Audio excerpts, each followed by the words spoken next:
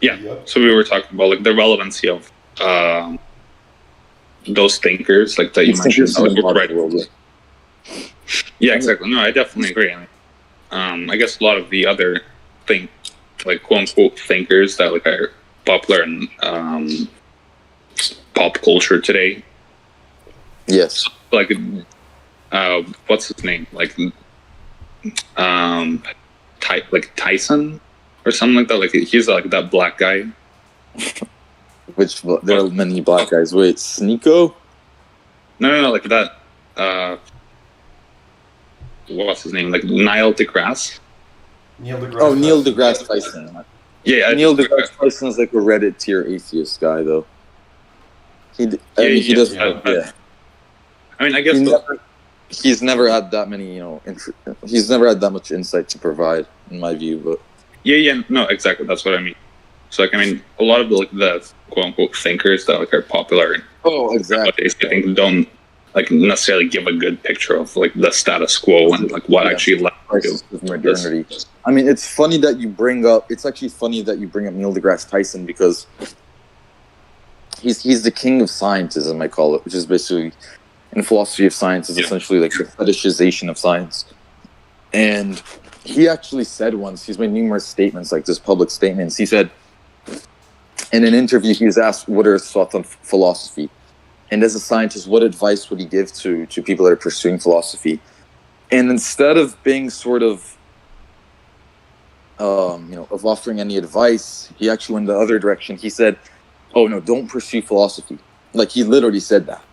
He said, "Don't pursue philosophy. For some reason, he described it as a dark path. He said it's going to send you in the wrong direction. He said that stuff is crazy. It's evil. Just don't pursue it." He said metaphysics is garbage. And so basically just take the blue pill. Like. Yeah. No, literally just take the blue pill. I mean, so he said it himself. Like the king of Reddit atheism, the king of scientism literally said, don't watch Scorpion Movement type content. It's just funny that you bring him up because that's kind of the first thing that came to mind when I think of Neil deGrasse Tyson. And that's the problem. Like a lot of I used to be really big into the new atheist movement, right? The four horsemen of new atheism: Richard Dawkins, Christopher Hitchens, Sam Harris, and Daniel Dennett. When I was in middle school, because I've always had a more rebellious, sort of contrarian disposition, and I was brought up in a Presbyterian school and an elementary school, so I was naturally attracted to that type of thinking. But I read God Is Not Great by Christopher Hitchens, and I used to consider him my hero, but to be honest, I wasn't really that impressed with the book. Even when I was 13 and I was a pretty fervent atheist at the time, I still wasn't impressed with the arguments that are made in the book because he was basically just cherry picking select examples of religious groups that have committed atrocities, it's not like when you look at the new atheists, they show that they don't have any knowledge of metaphysics or any of the topics that we talk about. Right, that we've talked about in this podcast. So they have to resort to these very weak, cherry-picked examples of moral outrage. They never actually attack any metaphysical foundations, right? Exactly. And then from then on, what I realized is, even though these new atheist thinkers are supposed to be the most rebellious, provocateurs and mavericks, they all kind of lead you down this normie path, and they never really have anything to offer beyond that. Like, you have the example of Neil deGrasse Tyson. I think Bill Nye, who's probably even more pathetic. He's he's a pop scientist. He actually says he made similar comments about philosophy. And I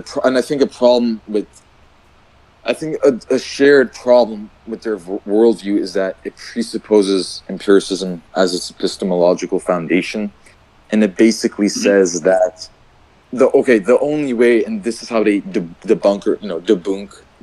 The debunkers, right? This is how they debunk all these ancient ideas. They say, oh, well, none of this can be proven through empirical evidence, right? They basically assume that empiricism, which is actually in the history of philosophy called naive empiricism, that's what this concept is referred to as. They say empiricism is the only foundation that we have for acquiring and attaining knowledge, right? And anything that falls out of the purview of sensei is just sort of invalid. That's what they always said. You have any empirical evidence for this? But if you think more deeply about that, you realize that, well, the problem is that the notion itself that empiricism is the main valid way of attaining knowledge can actually be proven through empirical means itself. So therefore, at a fundamental level, it's quite self-contradictory to the point where it can't even get off the ground.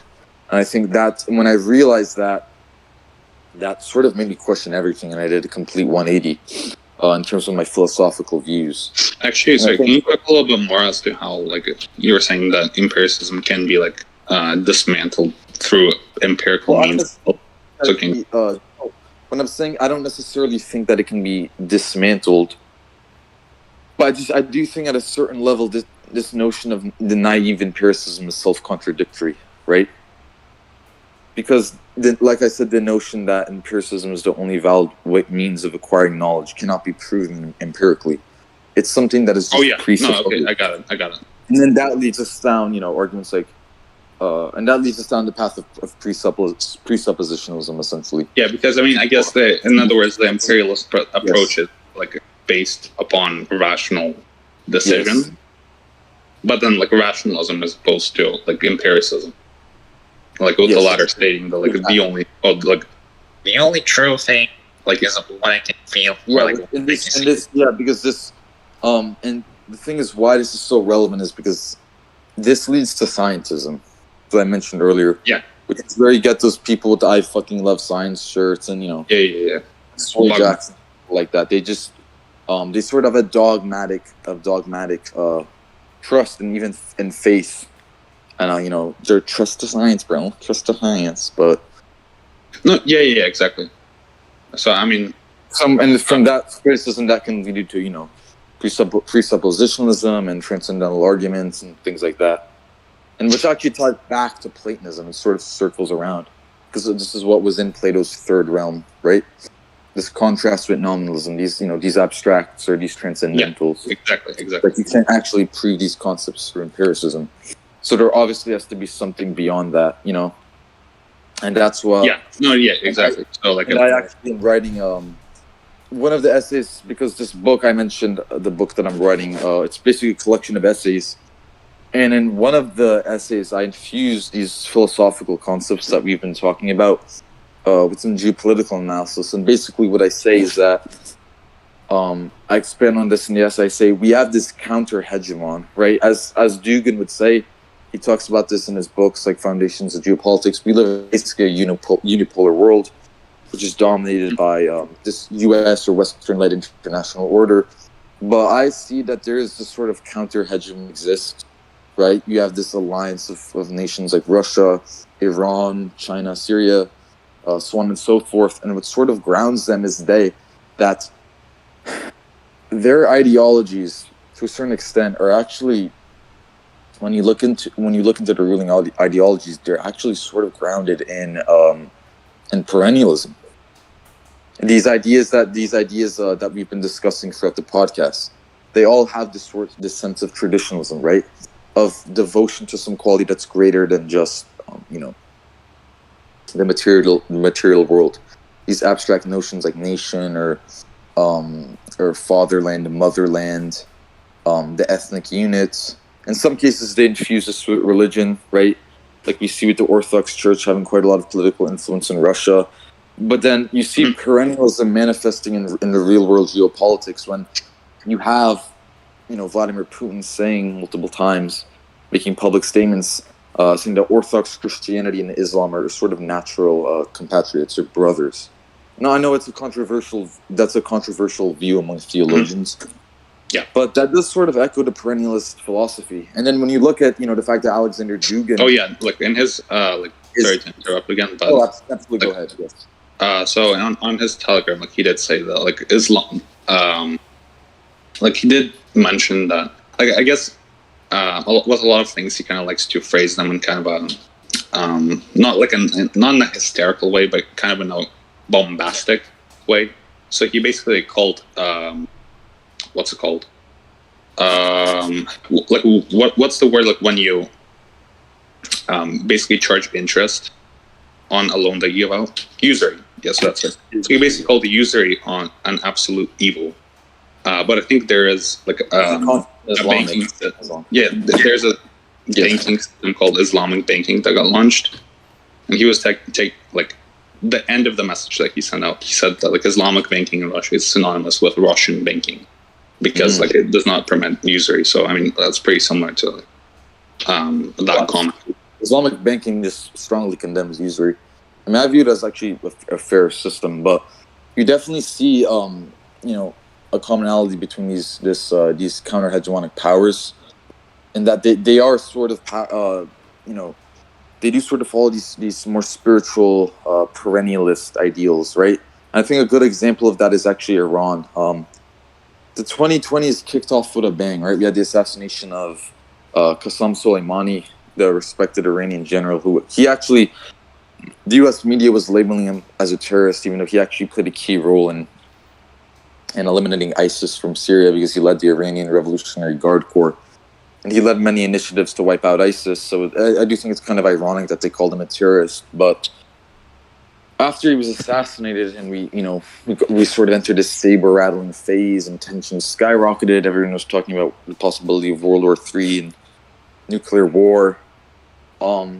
There were, threats made back and forth, and there was this notion, maybe Trump is going to bomb Iranian cultural sites, right? And then there was some foreign minister or Iranian politician or figure who I think made a tweet that went viral saying, well, see, the distinction here is you could bomb our cultural sites, yes, and they are very sacred to us, and that would be just a grave atrocity. But what if we retaliated and did the same thing to you? Well, then the thing is, what even are American cultural sites? This is what he said, right? You have McDonald's, Wall Street, these major corporations, and regardless of whether or not you agree with the idea that we have cultural sites in America, that was quite a prescient critique, and it definitely reflects the sort of spiritual and philosophical underpinnings of the ruling governments of these nations. Like, they view themselves as being bound to these ancient esoteric traditions, right? And the idea, and this anti-materialist philosophy, anti-corporate philosophy. So that's why all of these thinkers are just so relevant to the modern world. And they're especially relevant in geopolitics, right? Because we talked about Fukuyama, and he said, well, now the Cold War is over, and we're in this era of liberal democracy, we're not going to see conflicts. Well, what I write about in my essays during this upcoming book is that I basically envision modern-day geopolitics as being like a Cold War 2.0, except that the alliances have shifted somewhat, right? But we still see competing power blocks, to use the Duginist terminology, these Eurasian and Atlanticist powers, right? You have the Atlanticist powers, which would be basically US and EU, and they're kind of in this this conflict with the Eurasian or Eastern powers like Russia, Iran, China, North Korea, Syria. And so, it's ultimately this source of tension that I think would lead to a World War III. Like when you have a set of alliances. I like the complete 360 that we did there with Fukuyama. Yes, exactly. Oh, yeah. No, I completely disagree with Fukuyama about this. Like, a system of interlocking alliances, especially when it's so dualistic, right? Like this, and it's not even clear that there's much middle ground, it's a recipe for disaster, and it's a recipe for a world war. There's so many dualistic dichotomies in modern politics. Like, as you said, using Dugin's terminology, Eurasianist versus Atlanticist powers, liberal versus conservative. There's so many, you only have two choices. And I feel like a system of two choices is, in many ways, even worse than a system with only one choice. Because a system with two choices gives you the illusion of choice without actually providing it. And I feel like that's a lot more unethical than just being upfront saying, hey, there's really only one path. Oh yeah, I completely agree with that. Absolutely. But yeah, and then subsequently, if you do have two choices, like in the United States, like for instance, I guess a lot of people are ultimately shocked by, the gay, so to speak, and ultimately we want something that is an antidote to that. Just like we saw in the 2016 elections, so they come to the Republican Party, but ultimately speaking, I don't think the Republican Party really challenges the status quo. In fact, it probably enforces it more than it challenges it. Like, I'm talking about like the boomer like phenotype, like free capitalist, beer drinking. I think this boomer, LGBT, like liberty, guns, beer, Trump. Like exactly, yeah. I mean, the boomer conservatism is sort of dying out, to be honest. It's just not really popular. Quite literally dying out. I mean, like, if you look at the polls of Generation Z, I think overall they lean more to the left, more so than even millennials. But the members of Gen Z that do belong to the right have kind of rejected this, free market capitalist, like, boomer notion of conservatism, and they leaned in hard on identitarianism. Part of Gen Z that's right wing is not going to go out supporting Reagan conservatives anytime soon. Exactly, which sort of ties into these dueling geopolitical power blocks. Like, this conflict it's just intensifying so much because obviously identitarian conservatism is a lot more radical and sort of it's more of a violent opposition to the status quo and this kind of free market, capitalism, the LGBT, that concept that you mentioned earlier is. So it's interesting to see things unfold. And if you're going to talk about modern day geopolitics and, competing Eurasian versus Atlanticist powers, there have been so many interesting developments recently. I mean, everyone knows about the Russia-Ukraine war and how that just seems to keep intensifying. We had Prigozhin announced dead recently, but a lot has been happening in Africa recently, actually. We saw that there was a coup in Niger.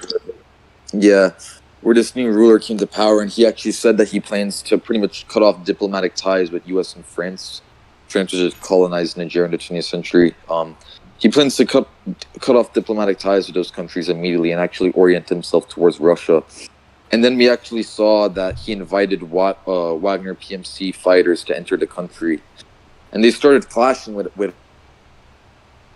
Al-Qaeda on the border with some other country, I forgot. Completely realigning the country's foreign policy. That's crazy.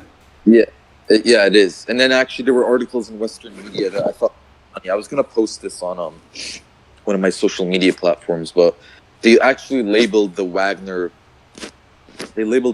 fighters as terrorists, but the Al-Qaeda terrorists as fighters. That's crazy. Which I thought was quite interesting because, yeah, we're, we can get into that, I guess, in a separate episode, but it's just obviously this is just trying to demonize Russia. They're calling the Wagner, the Wagner fighters terrorists, but Al-Qaeda terrorist fighters. It just seems a little bit bizarre to me. I mean, it obviously shows the stance of Western media on this. It's a sort of selective reading of world politics. But why this is so important is because there's just no doubt in my mind that this is going to have some domino effect. There's another neighboring African country, I think it was Burkina Faso, where there were actually massive protests in Burkina Faso where people were demanding that Russia, and more specifically Wagner, enter the country to liberate them from their status as, I guess, what Dugin would call an Atlanticist colony. He refers to Ukraine in the same terminology. And they were waving Russian flags. And these sub-Saharan African countries just got swept with a wave of pro-Russian sentiment. And so obviously I think it's quite frightening for the West, especially because a lot of Western policymakers and analysts say that Africa is kind of the future. But it's booming, youth populations and some rising economies like, South Africa, which is now part of BRICS. They think Africa's the future. We went entirely into the realm of politics, but I think the pattern that we saw with China will continue in Africa. Like, if I were to make a prediction, the situation was that a lot of things were being manufactured in China, therefore the term made in China, but China slowly started buying out factories in Africa. So now things have moved on. Exactly. China has become a superpower. You no longer manufacture things. African nations, particularly like sub-Saharan African nations, now manufacture things for China because they have a higher population, a higher workforce, and they don't need to be paid as much. And slowly we're going to see the same pattern that emerged with China in Africa. Some African nations are going to adopt pro-Chinese policies as a result, and they will go the same way as China did, slowly becoming more influential on the world stage because they are no longer manufacturing powers. Then we'll see manufacturing powers move slowly to the other less developed countries, maybe even parts of the Balkans or South America, the countries that are left and still have low-paying workers, probably even Central America, as we see with Nicaragua and Guatemala, they still have very high poverty rates. And over time, you'll see like these nations sort of stable out, and we'll likely see a couple of like outliers as a result. There'll be outlier African nations that will not comply with this policy, and they'll go in the completely opposite direction. So with nations like Niger taking this stance where they're aligning themselves with Russia, you're seeing an example of a foreign policy that we'll see whether it will work or won't work within the next few decades. Oh yeah, absolutely. I mean, I think it's quite interesting that Russia and China are simultaneously trying to expand their sphere of influence to these sub-Saharan African countries. I mean, it's got to be an absolute nightmare for the West. Seeing as you mentioned from Neoplatonist philosophy directly into geopolitics, are there some final thoughts on philosophy that we should wrap up? That's true. During the podcast. I mean, we've been going for about at least an hour. I think like an hour and 30 minutes. It might just be time to wrap up. Oh yeah.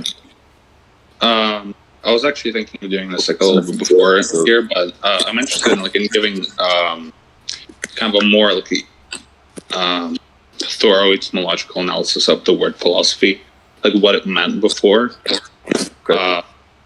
and like I guess the history of philosophy and kind of how it became like secularized really as time went on. So I think Pythagoras is actually credited with inventing the word philosophy. Like if you analyze the ancient Greek word, so philosophia, like it comes from the fusion of philos, which means love, and sophia, which means wisdom. So I mean, like, quite literally, in like most reduced. Well, I don't want to say reduced, but like in its most original sense, it means love of wisdom. But obviously, like modern day philosophers don't necessarily go after wisdom as like we see. A lot of like them, I guess, it could be labeled as like mental gymnasts, like they perform like mental gymnastics, like invent a bunch of like mental notions, or just like a lot of like quote unquote philosophical notions that like I don't know, just basically like hold their to like not lose their tenure at a philosophy department. So actually, I have this author. I have a few books by this author called Algis Uždavinys. He's a Lithuanian author, and one of the key points that like he wished to emphasize in his books is really like the complete semantic like flipping that the word philosophy underwent. Like philosophy for Platonism in general is actually a sacred word. So if you read the work of Plato and Plotinus, and when they use the word philosophy, they don't use it as just thinker. They use it as someone that like goes after wisdom, goes after the ideal world, as you say, like the ideal realm. Like in his treatise on the virtues, Plotinus actually talks on like three kinds of people that are set like to follow the, well, not to follow, but like to reach the ideal realm. So one of them is the musician. The other one is like the quote unquote lover, and the third is the philosopher.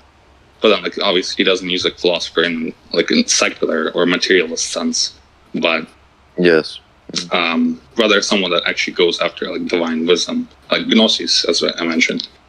Yes. So ultimately, like that word, like philosophy, ultimately has a sacred root, like so to speak, because I mean, it's ultimately it's probably more synonymous like with mystic or like even ascetic than it is like with the word thinker, like for the Platonic thinkers. For like in the dialogue Phaedo, Plato always discusses like the philosopher as someone that is indifferent to the pleasures of the body, like in Platonism, epithumia, basically like the lusts of the body. Someone that's interested in like basically pursuit of truth, pursuit of actual knowledge, like gnosis really, and then the spiritual development ultimately. So sorry to interject, but I think of the quote by Evler where he says, "Neither pain nor pleasure should enter as motives when considering what must be done." It's just something like that. Yes, I'm paraphrasing. banger quote. I put that on my website. Exactly, yeah. It's just such a relevant quote to what you're talking about. And it's interesting because when you go to the 20th century, you see a lot of radical changes in philosophy, postmodernism, the post-structuralists, and it seems like they pretty much completely abandoned those principles and let themselves be conquered by, these hedonistic pleasures. Like, look at people like Michel Foucault, for example, right? Mm-hmm. I mean, I know Jacob. I think you're not really a fan of Foucault and thinkers like that. You're expressing some anger towards some contradictions with Foucault. Yes. Yeah, absolutely. I mean, I guess in our circles, he's a pretty unpopular thinker. I think there's some value to be had in his work, like the concept of the heterotopia and these sort of countercultural spaces has influenced me. I view him more so as a sociologist and like a cultural critic than someone with a lot of valuable contributions to philosophy. I mean, his work on the relationship between power and knowledge, I think, is pretty interesting. But, his entire life was just basically what we would probably describe as degeneracy and, the sort of vulgar hedonism. He let himself be a slave to his mortal passions, with drug use and these massive orgies. And so he's not alone. When you look at 20th century sort of continental philosophy among the French philosophers, right? Many of them succumb to these pleasures. Exactly. That moves away from the conception of what a philosopher was in ancient philosophy. Yeah, exactly. And Dugan himself, like he said, he thinks that the West's sort of rejection of Platonism, especially in Platonist metaphysics, is just a tragedy. As I brought up earlier. Yeah, interesting. I mean, personally, I don't necessarily think Dugan is. I mean, I don't usually. Pardon? Oh, I was just gonna say, we've covered a lot of ground and we've been going for a while. I think it might be time to wrap this up. But what I'll say is that sorry, just one more thing. So, like, I still didn't address that question. Like, how compatible is Christianity with Platonism? Because I got, I guess, a little bit too wrapped up in what Neoplatonism actually was. Yes. So, I mean, I think ultimately, there was a lot of influence of Neoplatonism on Christianity. So, like Saint Augustine, and Pseudo-Dionysius, both are Christian thinkers with a lot of Neoplatonic influence on them. Yeah. I mean, I wouldn't. I think it is ultimately compatible to a fairly large extent, but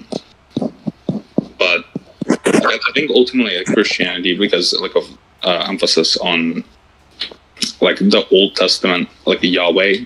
So in other words, the Yahweh of the Jewish Bible, being basically subject to being, because I mean there are a lot of there are parts of the Bible where he is shown as where he shows his wrath, both in the Old and New Testament.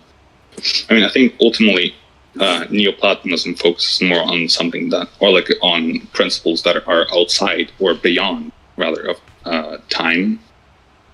But ultimately, there are Christian philosophers that do focus on God that is beyond time, as well. So Meister Eckhart, for instance, I think he's fairly known among modern day spiritual seekers, so to speak. He was a German friar / mystic / philosopher during the medieval times, and I think he wasn't directly influenced by Neoplatonism, but I think he might have had a lot of spiritual experiences that are very similar to that, basically that tie into the notion of God as being. And if you put the relationship between Neoplatonism and Christianity, I see many commonalities between Neoplatonism. And particularly Eastern Orthodoxy as well. Yeah, no, I was actually going to say I see many commonalities between Neoplatonism and the early Orthodox Church Fathers. And isn't it interesting that we were talking about geopolitics? Well, Russia's a majority Orthodox country with, where the Orthodox Church possesses quite a lot of influence, but also, interestingly enough, Syria, while it's not an Orthodox majority country, it's actually home to the oldest church on earth, the Syriac Orthodox Church. And they still, if you want to talk about, ancient beliefs and tradition, well, they conduct their rites in basically Neo-Aramaic, and which actually predated, I believe, Latin. And Saint John of Damascus. Well, it's in the name Damascus. He's probably one of the most influential of the early church fathers in Orthodox Christianity. And so, isn't it interesting that Russia and Syria and these countries, and also Serbia, is sort of leaning themselves in this towards this geopolitical direction? Mm-hmm. All have this. Well, yeah, I mean, like Serbia is basically Orthodox nation, right? I mean, it's quite interesting to think about when you think of geopolitics, but I think we've covered so much ground in this podcast that it's probably time to wrap it up.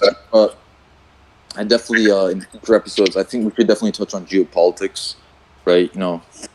It's just so relevant, and it's a little bit, maybe it might be perceived as a little bit more pragmatic, but we can definitely talk about, Dugin's thought, Eurasianism, foundations of geopolitics, these recent developments. I definitely like to go into some recent events in the Middle East, because we might actually be seeing a sort of resurgence of jihadism, groups like ISIS and Al-Qaeda, and anti-Israeli sentiment as well. Recently, the leader of Palestinian Islamic Jihad actually called for a third intifada against Israel. All quite interesting. I think we should touch on subjects like that in a future episode, but we covered a lot of ground, and it was quite a successful podcast, I'd say. So I'll hand it to you, Jacob, to wrap it up. Yeah, so to end it off, we are planning to go in a more chronological order, but I think, per my first suggestion prior to starting this podcast, jumping around topics and connecting these concepts to one another, in the terms of how we did with Foucault and Evola and Neoplatonist thought and geopolitics, I think we've done that somewhat successfully. I'd like to thank FlyingCabala and Murad or Jordan for participating again. If you want to support Jordan's content, you can go to Jordan's archives, which is linked to the Scorpion Movement. And I also want to thank all the viewers who actually took the time to listen to us talk about these various topics, and I hope that they got something out of this. We'll be making future episodes shortly if these do successfully, and please do let us know what you would like to hear in future episodes. In the description, I will most certainly put the links to the Telegram channel and Discord community, which you can join and participate more broadly in these discussions. So thank you guys again for joining us. Thank you, FlyingCabala, and thank you, Jordan. Yeah, thank you a lot, Jacob, for having me on. Thank you a lot, Jordan. Also for having me on. Thank you both for your participation. I really enjoyed this conversation. I mean, I think we really touched some deep concepts, basically analyzing just several several spiritual traditions and I guess the status quo, geopolitics, stuff like that. I mean, I think it's really interesting, and certainly same sentiment on my part.